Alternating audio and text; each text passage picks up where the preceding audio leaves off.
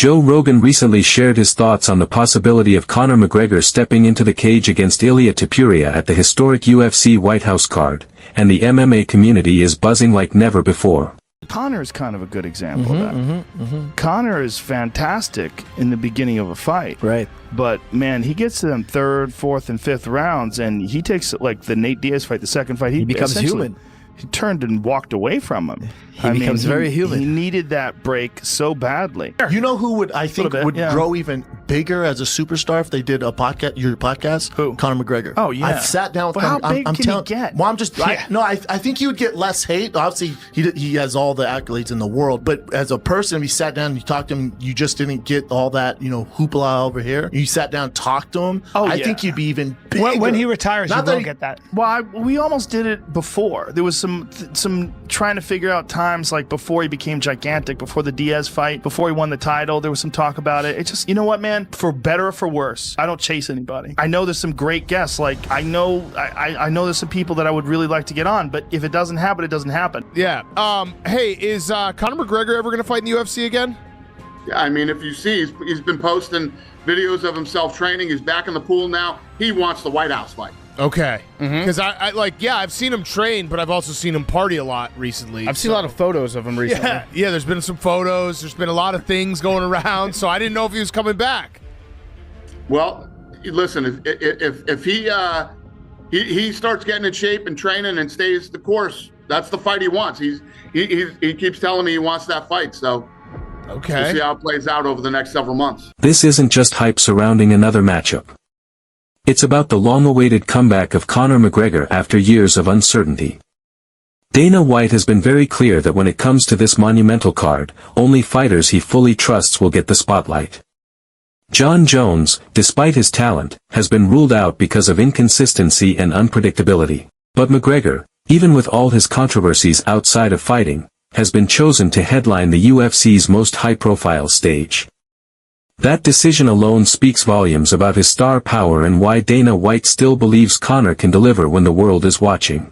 UFC's coming to WhiteHouse. Are you excited about this? I mean, have you thought about? I mean, it's a pretty cool thing. I'm ecstatic the Mac is back, and what better event than to grace the WhiteHouse lawn for a straightener? What I do best. I'm very, very excited, very eager, very motivated. Bring it on, baby. Do you think that's when you would maybe come back? I mean, what about comeback for you as far as fighting? I'm very happy that it's June. It was on in July. Now it's a month earlier. Even better. Bring it to April. Why not? Let's celebrate the birthday early. I celebrate my birthday months in advance. So we could potentially see maybe possibly WhiteHouse Conor McGregor. That's a definitely. That's awesome. For sure. That's my event. That's your event. That is. For sure. We're going to be on the fucking south lawn of the White House. Give a shit if it's just my production people. Yeah. I'm good. Yeah, it's insane. The fighters are going to walk out of the Oval Office. Yeah. When they walk, they're walking from the Oval Office.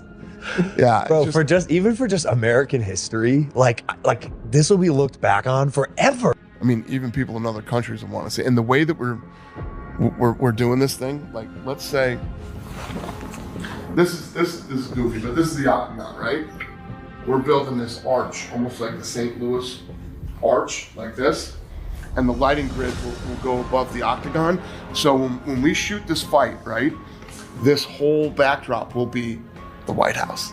And then when the cameras move over and the fight's this way, it's all the Washington Monument, the monument on this side. Then there's a park that's sort of connected to the White House. And we'll have 85,000 people there with big screens. And we're gonna do concerts. We're gonna do UFC X there. We're going to take over DC the whole week. Wow. There's another big event that's coming in 2026 that I got to talk to you about. The rumors are swirling about. It's this WhiteHouse event for the UFC. How excited are you about this? Because it looked like when this became a potential, you started getting fired up. Oh, yeah. Listen, I love one-of-one type events like the Sphere last year for UFC Noche. The White House is literally the unicorn of one-of-one events. We're going to be on the South Lawn. We'll have under 5,000 fans on the South Lawn. And then the park that is connected to the White House will have 85,000 people. And the man being lined up to face him, none other than Ilia Topuria, the undefeated, lightning-fast champion who's been dismantling every opponent put in front of him. He's known for his speed, accuracy, and ruthless finishing ability. But here's what makes this special. McGregor isn't just another fighter in his way. He's the centerpiece of the White House event, the man Dana White is gambling on to carry this historic night. That dynamic instantly makes the storyline one of the most dramatic in UFC history and has fans completely split on who they think will win. Obviously, this White House story, Dana White is asked literally about the White House story every single interview he does. I almost feel bad for him, but he doesn't seem to mind. Dana White was on the Zach Gelb show. Zach does a great job, knows his stuff, asks pertinent questions, and asked Dana White about Jon Jones. And in that conversation, Dana White said something that I thought was very telling regarding Jon Jones. In case you missed it, here it is. You said Jon Jones called you, and he apologized. What was that conversation like? Well, it wasn't a conversation. He reached out. He wrote, like a text, saying, "Listen, sorry how this all played out or whatever. I want to fight at the White House. I'm serious about that." And, just one of those type of. Has that changed your view? No, not at all. No. So there's no chance he's going to. No, I appreciate it. I appreciate him reaching out and doing that. But I need people I can count on for this fight, and I know who they are. I know who they are not. Gotcha. Well said. And so Dana White revealing that Jon Jones apologized to him, to me, is extremely telling. What is he apologizing for? I'll tell you what he's apologizing for, as I've said multiple times, and by the way, has not been refuted by anyone. At this point, you'd think someone, if it wasn't true, would have refuted it. Jon Jones wanted a lot of money. The number that I was told was $30 million. The UFC said no, then they said yes, then they got the money.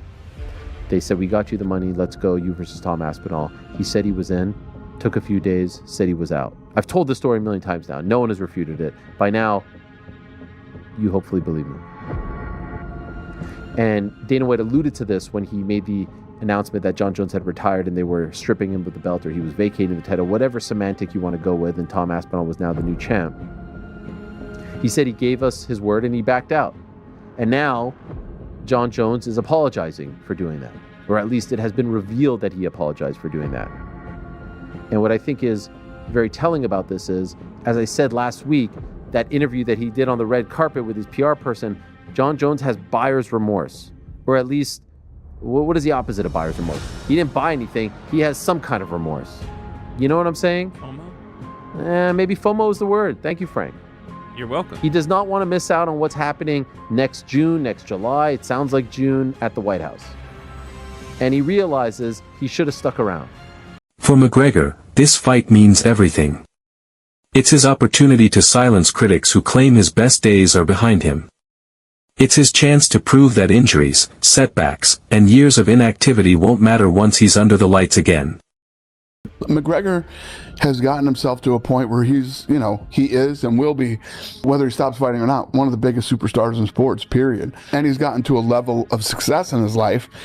He has to, I think, be motivated by something. He's accomplished everything, and especially financially. And now he's got to find something that truly motivates him to want to come back and do this again. Yeah. I don't know if the White House is it, but we'll see. Donald Trump may ask for him. Like, there's other factors involved here, no doubt about it. I also know from Dana White, he can hold a grudge. And when he says that he feels a certain way, he tends to stick to that. And so this is all very telling. But if you're wondering why he's apologizing, it's for that reason. He said he was in, and then he said he was out. And I think Dana White doesn't like to come out in front of the media and say this is 100% happening and then look like he was a liar, because I think he believed that if we got him the money, he was going to do it. And they did. And he did it. And he'll remember that. And now he knows how much he wants to fight on this card, and so he'll say, no. You want to fight on another card? Great. Let's get a $25 million gate at the T-Mobile Arena. My big question is, do we think that this is going to be the International Fight Week event, or are they going to do this event and also an International Fight Week event? I wonder, because part of this thing with T-Mobile is they have an event usually in June, July. They've said 5,000 people is going to be at this event, or are going to be at this event. They will be missing out on a lot of business if they don't do a Vegas. People aren't going to be able to attend like they want to attend a UFC in the summertime. And so I do wonder if they're going to just replace it for this particular year or do a back-to-back? I wonder. And for Topuria, it's the chance to steal McGregor's thunder, to topple the UFC's biggest global superstar, and to cement himself as the next face of the sport. Joe Rogan summed it up well: McGregor remains the UFC's biggest draw, and Dana White trusting him over Jon Jones shows that Conor is still seen as the reliable star for the most important event in UFC history. But the gamble is huge.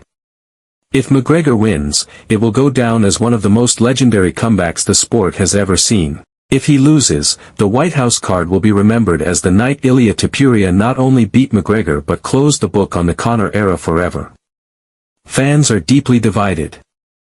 Some believe McGregor's sharp timing and precision striking could stop Topuria just as it did to countless opponents in the past. Others argue that Topuria's youth, relentless pressure, and hunger will overwhelm a McGregor who hasn't truly tested himself in years.